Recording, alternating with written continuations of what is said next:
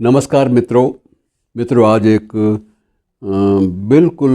अलग किस्म के एक लेखक से आपकी मैं मुलाकात करवा रहा हूँ। लेखक हमारे बीच में नहीं है, लेकिन उसकी कृतियाँ जो है हमारे बीच में बाकायदा हैं और उसके बारे में चर्चाएं जो हैं वो थमने का नाम नहीं लेती। और मैं जिस लेखक की बात कर रहा हूँ उसका नाम था काफका। काफका यद्यपि मूल रूप से उसका संबंध चेकोस्लोवाकिया से था, लेकिन उसकी ज़्यादातर किताबें जर्मनी भाषा में छपी, जर्मन में छपी। और अन्य विश्व की शायद कोई भी महत्वपूर्ण ऐसी भाषा नहीं है जिसमें काफका की रचनाओं का अनुवाद ना हुआ हो। कितना व्यापक था आप इस बात का अंदाज़ा लगा लीजिएगा। और उसकी रचनाएं हर जगह बड़ी चर्चा का विषय बनी। वो सिर्फ 41 बरस जिया। जीवन के अंतिम वर्ष उसने ट्यूबरक्लोसिस, गले का, वोकल कार्ड का सारा का सारा इन्वॉल्व था। उस ट्यूबरक्लोसिस में उसने अपनी ज़िंदगी काटी और यहाँ तक कि उसको जब ब्लड वॉमिटिंग भी शुरू हो गई, उसको हेमोपोटाइसिस कहते हैं, खून की उल्टियाँ आ रही हैं, और काफका अपना पेन उठाकर अपना वो एक कागज़ का जो एक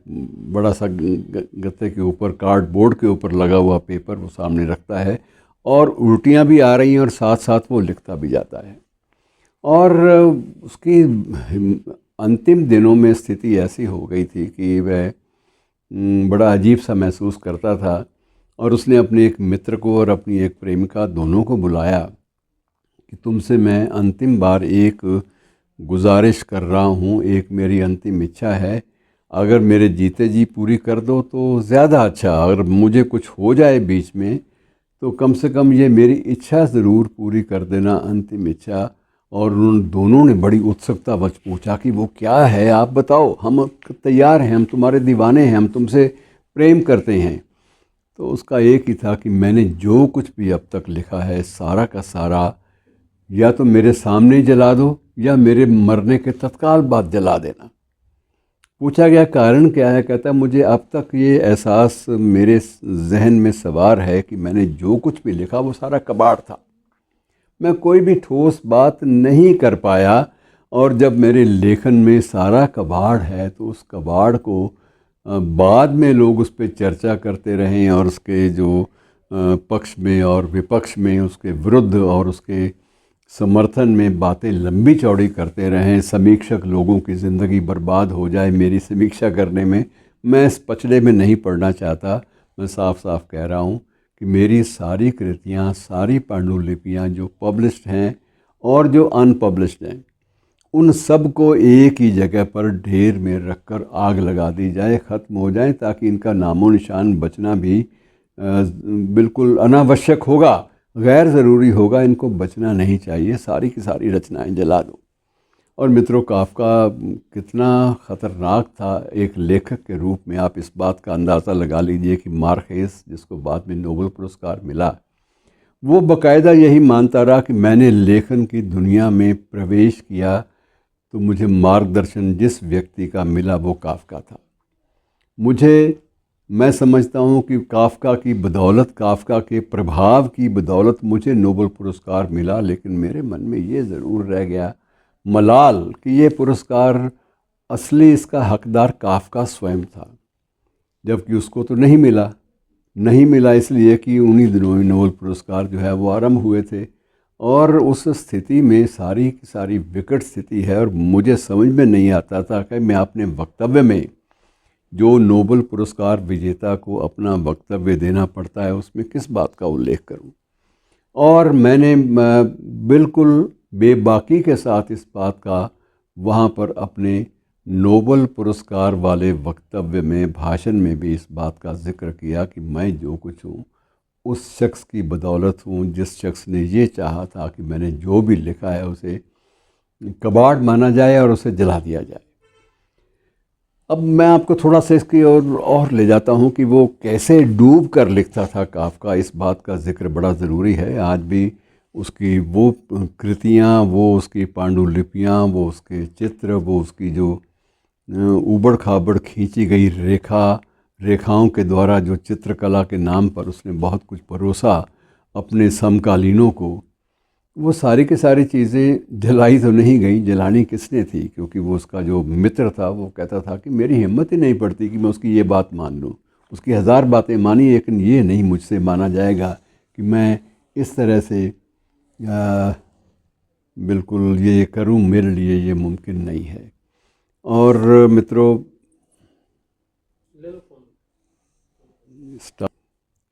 और और हमारे मन में एक और दुविधा उधर होती थी कि एक और उसकी अंतिम इच्छा माने, दूसरी ओर होता था कि अंतिम इच्छा अगर हमने मान ली तो हम अपनी नज़रों में ही गिर जाएंगे, और यदि जिनको भी पता चलेगा उसके प्रशंसकों को, वो हमें भी माफ़ नहीं करेंगे। और मित्रों, एक दो बातें और इसके बारे में करके मैं अपनी बात को समेटने का प्रयास करता हूँ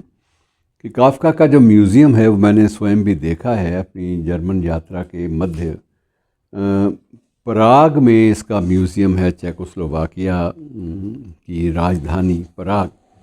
जिसके बारे में कभी आपने अपनी भाषा में, सामान्य भाषा में पढ़ना हो तो निर्मल वर्मा के कुछ कृतियां जो हैं, कुछ उपन्यास पढ़ लीजिए, आपको पराग का चित्र जो है वो सामने नज़र आ जाएगा। निर्मल वर्मा उन दिनों में वहाँ पर थे जिन दिनों में पराग में, चेकोस्लोवाकिया में, वहाँ के एक विद्रोही नेता की सरकार थी, विद्रोही स्वभाव से विद्रोही, और वो थे दुबचेक। दुबचेक की सरकार थी, और दुबचेक ने जिस तरह से उस समय विदेशी आक्रांताओं का सामना किया था, विदेशी विचारधाराओं का सामना किया था, उनको अपनी पुस्तकों में निर्मल वर्मा ने बाकायदा दर्ज किया है। और पराग के बारे में जो वर्णन निर्मल वर्मा का है, वो पढ़ने के बाद और भी पता लगता है कि ये काफ़का ने किस माहौल में सब कुछ लिखा होगा और किस माहौल में उसने ये बात की होगी कि सब कुछ जला दो। और जल तो कुछ नहीं पाया, लेकिन उसके म्यूज़ियम के बाहर एक लकड़ी, ख़ास किस्म की एक लकड़ी, उस पर के लिखा हुआ है, और के से ही ये स्पष्ट हो जाता है कि ये काफ़का का म्यूज़ियम है। और ये भी जो उसके प्रशंसक हैं, जो उसके समकालीन थे उस वक्त, और बाद में उन्होंने चर्चा में उसके उसके प्रशंसा में बहुत कुछ लिखा भी, उनका भी ये कहना था कि ये लकड़ी भी उसकी अपनी प्रिय लकड़ी थी, क्योंकि उसे ये पता चला था कि जब ईसा को सूली पर लटकाया गया था तो इसी वृक्ष की लकड़ी से वो सूली बनी थी। और ये चीज़ उसके दिमाग में ये भी नहीं जाने का नाम ले रही थी, और वो कहता है कि इसी लकड़ी से इतना मोहब्बत करता था कि ये लकड़ी सलीब के काम आई तो ये मेरे काम भी आनी चाहिए। तो बहुत सारी बातें उसके बारे में हैं मित्रों। उसका एक जो सबसे ज़्यादा चर्चित उपन्यास था, मेटामॉर्फोसिस मेरा ख्याल में था, उसमें ये कल्पना करता है कि मैं कीड़ा बन गया हूँ, और एक कीड़े की कल्पना करते करते कीड़े के हाव भाव गतिविधियों में ये इतना डूब जाता है, इतना ज़्यादा डूब जाता है कि ये बिल्कुल उसी तरह से बिहेव करता है, भाषा को उसी तरह से मोड़ता है मानो एक कीड़ा अपना बयान दे रहा हो। कीड़ा अपने दोनों पंख और दोनों जो छोटे छोटे पतले पतले उसके पाँव हैं या हाथ हैं, वो कैसे हिला रहा है, इन सारी बातों की सूक्ष्म, अति सूक्ष्म अभिव्यक्ति काफ़का ने जो दी, उसे विश्व की एक प्रकार से अद्भुत अभिव्यक्ति माना गया कि ऐसा तो कभी लिखा ही नहीं जा सकता। आप कहीं भी उस कीड़े की दुनिया से बाहर आ ही नहीं पाते कभी भी। तो इतना ज़्यादा कैप्टिवेट कर लेना, पकड़ कर रखना पाठक को, ये किसी अन्य का काम हो ही नहीं सकता सिवाय काफ़का के। और मित्रों, कितनी प्रसिद्धि उस शख्स को मिली, उसके नाम पर अब तो म्यूज़ियम भी हैं, संग्रहालय बने हुए हैं, बहुत कुछ है।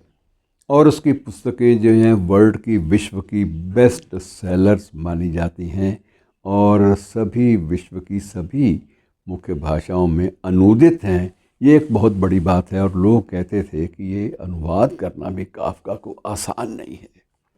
क्योंकि इसकी एक एक रचना में ऐसी अजब मनस्थिति जो है वो चित्रित है, जिसका अनुमान लगाना भी मुश्किल है। और यहाँ तक कि एक साइकियाट्रिस्ट जो मनोचिकित्सक होते हैं, उनकी एक कॉन्फ्रेंस में भी जिक्र आया, और उस जिक्र में काफ़का की मानसिकता को प्रस्तुत करने का प्रयास किया गया, लेकिन विश्व भर के मनश्चिकित्सक इस बात पर कोई निर्णय नहीं ले पाए कि आखिर मानसिक जो विक्षिप्तता है, या मानसिक जो एक प्रकार से उद्वेग है, वो किस तरह से ये रूप ले सकता है जो इस कमबख्त ने 41 साल की उम्र तक ही लोगों को देना शुरू कर दिया था। और सबसे बड़ी बात ये थी कि इसने अपने पिता के बारे में भी कुछ ऐसे शब्द लिखे, और उसने जो एक उसका किसी उपन्यास में ये एक वाक्य है कि क्रांति आती है और भाप की तरह उड़ जाती है, और सिर्फ एक बुर्जुआ किस्म का अफसरशाही कचरा छोड़ जाती है, इसके अलावा कुछ नहीं होता। तो मित्रों, ये अलग किस्म का लेखक था जिसके बारे में जितना भी हम जान पाएँ सुखद लगता है और ज़रूरी भी लगता है। शुक्रिया।